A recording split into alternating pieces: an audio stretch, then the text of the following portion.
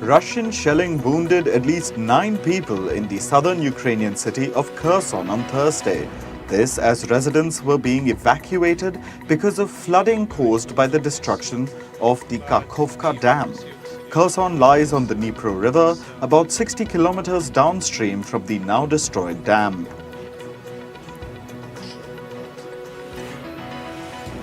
Russia's defense minister has demanded accelerated deliveries of military hardware and ammunition to the forces engaged in Ukraine. In a video released on Thursday, Shoigu was seen inspecting a storage facility said to be in Russia's western military district. He also reiterated that Russian forces had thwarted Ukrainian counterattacks in the Zaporizhzhia region on Thursday.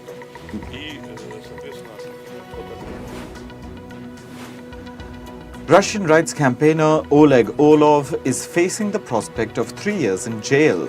This is if he's convicted of repeatedly discrediting Russia's armed forces. He's been one of the leaders of Russia's Memorial Human Rights Campaign since 1999. Memorial won a share of the Nobel Peace Prize in 2022, a year after being banned and dissolved in Russia. Orlov had earlier been fined for holding anti-war banners in public. Indian Prime Minister Narendra Modi spoke to Saudi Crown Prince Mohammed bin Salman over the phone on Thursday. The duo reviewed a number of bilateral, multilateral and global issues. The Indian Prime Minister also thanked Saudi Arabia for its support during the evacuation of Indian nationals from violence-hit Sudan. According to media reports, China has reached a secret deal with Cuba to establish an electronic eavesdropping facility on the island. The said facility is roughly 160 kilometers away from Florida. However, the Biden administration was quick to cast doubt on the report. Meanwhile, a Chinese embassy spokesperson in Washington said it was not aware of the case and couldn't give a comment right now. Former US President Donald Trump has been charged over his handling of classified documents after he left the White House. 76-year-old Trump faces 7 charges, including unauthorized retention of classified files, which is according to the US media. The charges have not been made public yet. It is the second indictment of Trump and the first ever federal indictment of a former president. US President Joe Biden and UK PM Rishi Sunak have said that security risks posed by artificial intelligence must be addressed. Britain and the US have agreed to work together on artificial intelligence safety. Britain would host the first summit on the issue this autumn to discuss how the risks of AI can be mitigated through internationally coordinated action. European Union ministers have agreed on how to share the responsibility for looking after migrants and refugees. Home Affairs ministers from a 27-member bloc, the EU, sealed the deal, hoping to end years of division dating back to 2015. The bloc's top migration officials said it amounted to a win-win situation for all EU member states. 61 migrants were spotted just 800 meters off the Gran Canaria coast on Thursday as they tried to reach Spanish soil. All 61 migrants were transported to a Coast Guard boat and taken to a nearby port where they were attended to by emergency services. Last year, 15,682 migrants arrived in the Canary Islands, which is 29.7% less than in 2021. 4 toddlers and 2 pensioners were stabbed in a knife attack in a tranquil French mountain town yesterday. The government said that the suspected assailant was a Syrian refugee. He reportedly obtained asylum in Sweden 10 years ago. He also apparently made asylum requests in Switzerland and Italy. Japan's insistence on its plan to discharge contaminated water from Fukushima into the sea is facing mounting opposition. divers in the South Korean province of Jeju say they'll suffer significant health risks from the discharge.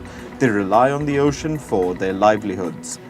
The activity marks the first sea demonstration in Jeju against Japan's plan to discharge contaminated water into the sea. Tens of thousands of revelers packed the streets of Tel Aviv on Thursday.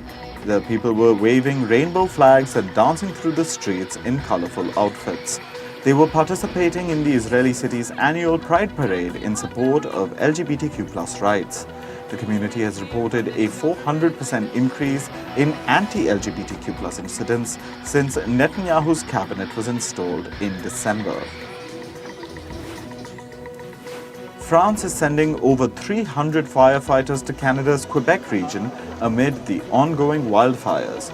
The European Commission has also promised to send more firefighters to Canada. The wildfires in Canada have been burning for over a month. At least 3 million hectares of land have been scorched by the flames. Massive clouds of smoke from Canada's wildfires can be seen from space. Images captured by the International Space Station show the extent of the damage. The images also captured smoke drifting from Canada to its southern neighbor, the US. Meanwhile, flight operations in New York City were briefly halted as visibility decreased due to the smoke from the Canadian wildfires. Smoky skies also delayed flights in at least 7 other cities along America's East Coast. Airlines reimbursed the affected travelers.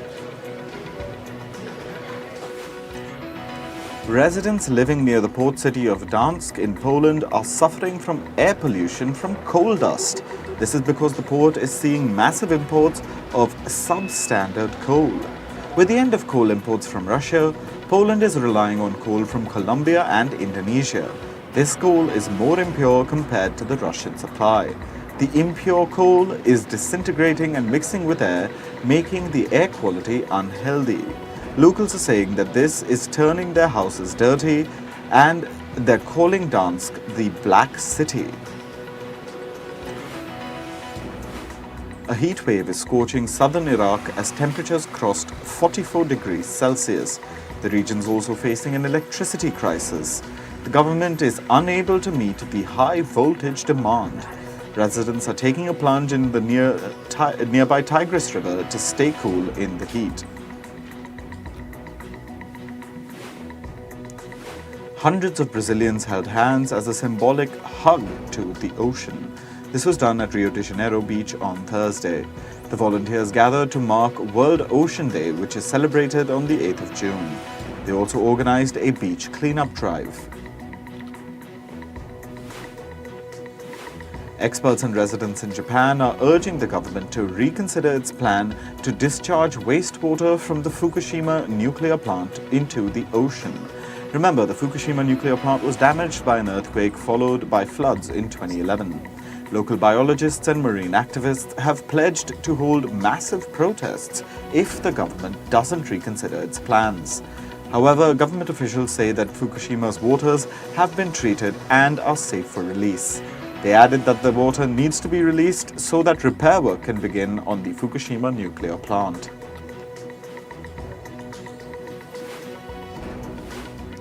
Scientists have declared that the El Niño climate pattern is now underway. El Niño is the heating of water surface temperatures in the Pacific Ocean. This is likely to cause tropical cyclones along with incessant rainfall in Latin America. Scientists are predicting that the El Niño could lead to unpredictable weather patterns in Africa, Asia, and Australia. The International Monetary Fund has urged global central banks to continue hiking rates. It's also asked banks to remain vigilant in combating inflation. An IMF spokesperson said that although inflation momentum has slowed, it still remains a concern.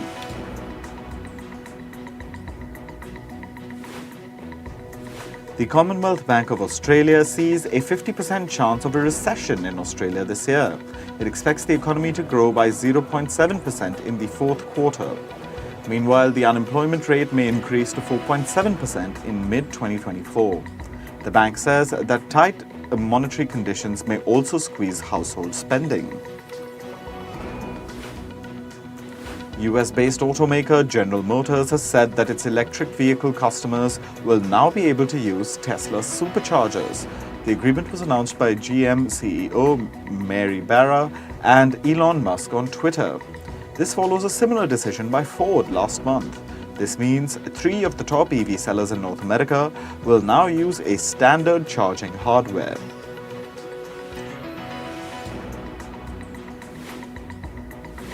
According to reports, Taiwan-based computer manufacturer Acer continues to supply products to Russia. It supplied computer hardware worth at least $70 million between April 2022 and March 2023. This is despite suspending its business in the region after Russia's attack on Ukraine. Financial services provider Visa is in talks to acquire the Brazil-based company Pismo. Pismo is a financial technology firm that provides cloud-based payment and banking platforms. Reports say Visa could announce a deal as soon as this month. The deal could be valued at around $1 billion. Visa's rival MasterCard was also in the running to acquire Pismo. Shares of American video game retailer GameStop fell by 19% yesterday. The company's share value was set for its worst session in 2 years. This comes after the company fired its CEO, Matt Furlong, without giving a reason. Over the last 5 years, GameStop has had 5 CEOs and 3 CFOs. US President Joe Biden and British Prime Minister Rishi Sunak met on Thursday. They've signed the Atlantic Declaration. Sunak describes this as a first-of-its-kind economic partnership. The countries will work together on advanced technologies like artificial intelligence, clean energy, and critical minerals. Sam Altman, the CEO of ChatGPT maker OpenAI, visited India this week. He met India's Prime Minister Narendra Modi. Altman discussed the future of artificial intelligence and the opportunities that India presents for the technology. His visit comes as India looks to govern AI in the upcoming Digital India Bill. US senators introduced 2 separate bipartisan bills on artificial intelligence. The first will require the US government to be transparent when using AI to interact with people. The bill will also need agencies to create a way for people to appeal any decisions made by AI. The second will ensure that the US remains ahead in the development of technologies like artificial intelligence. The European Union's industry chief Thierry Breton will meet Meta CEO Mark Zuckerberg on June 23rd. Breton says he'll ask Zuckerberg to come up with policies to make the company's platforms safer for children. Meta would also have to show how it plans to implement the EU's upcoming Digital Services Act. The act is meant to improve content moderation on social media platforms. Moving on to sports, in cricket, India trail Australia by 318 runs at the World Test Championship final. This is at the end of day 2. India have to chase down Australia's total of 469 runs to create a lead. India have scored 151 runs for the loss of 5 wickets. Australia's pace attack got rid of India's batting order quickly. India's Ajinkya Rahane and debutant Shikhar Bharat are currently at the crease. Play will resume later today.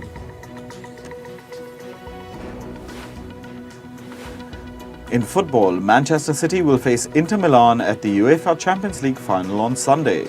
The much-awaited match will be played at Istanbul's Ataturk Stadium in Turkey. If Man City win on Sunday, they will achieve the treble. The treble is completed when a club wins 3 trophies in a single season. City have already won the Premier League and FA Cup this season.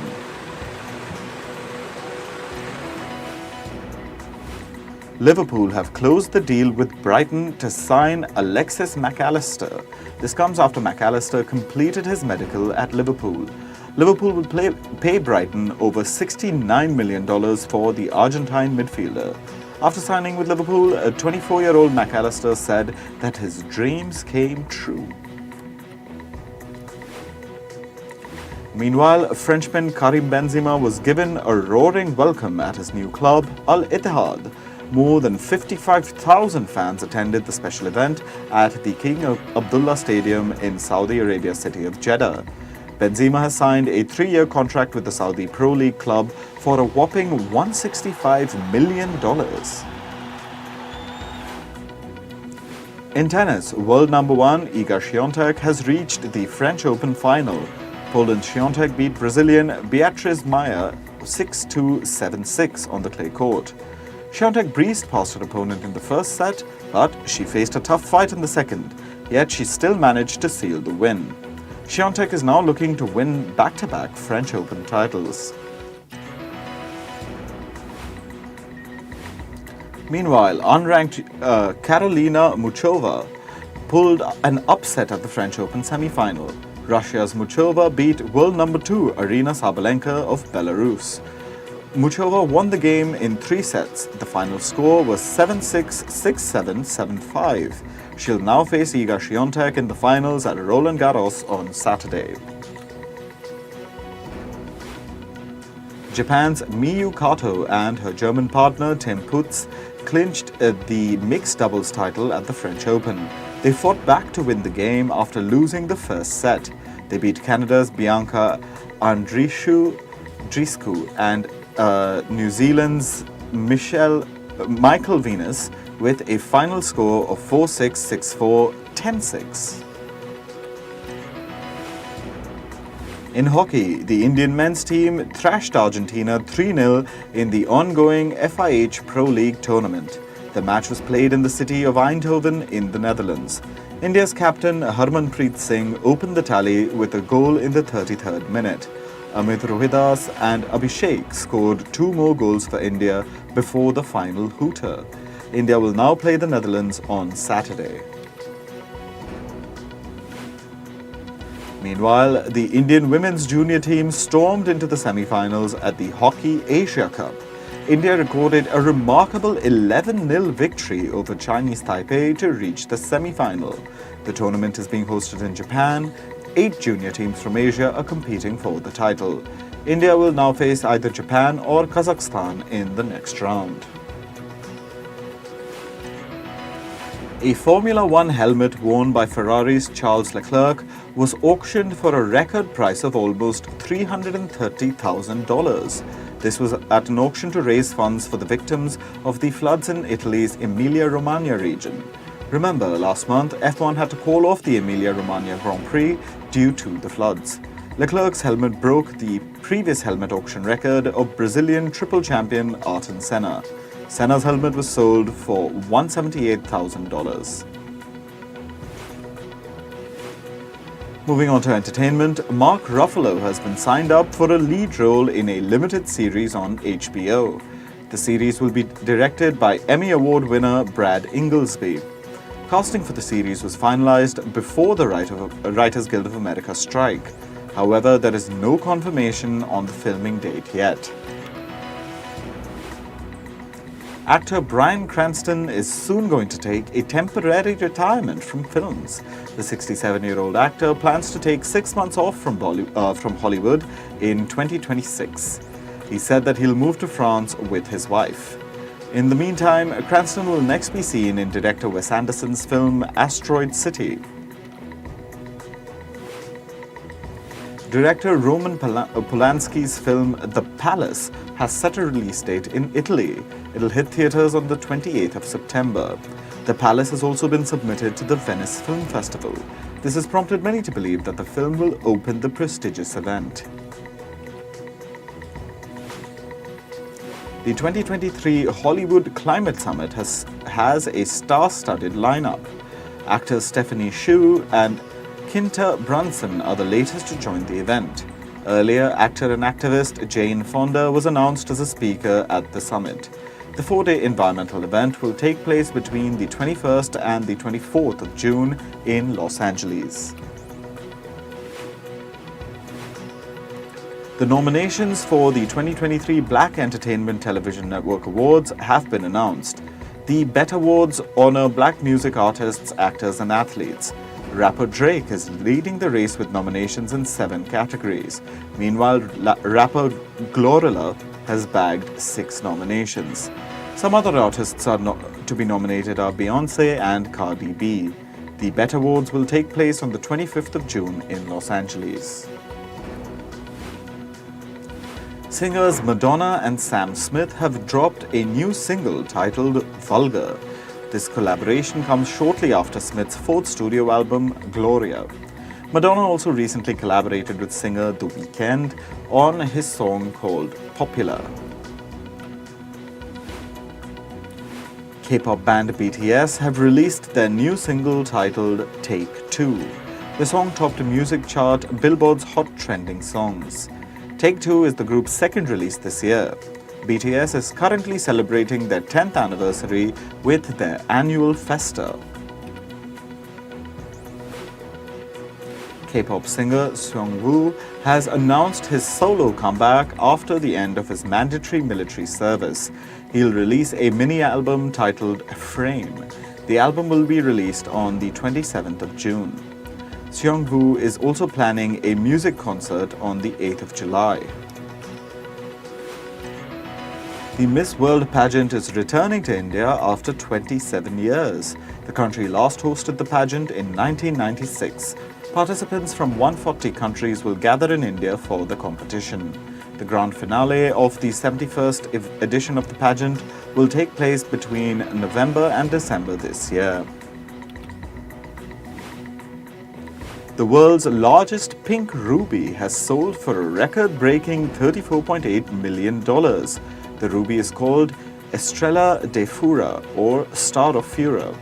It was discovered in Mozambique in July last year. It was sold at an auction by Sotheby's in New York.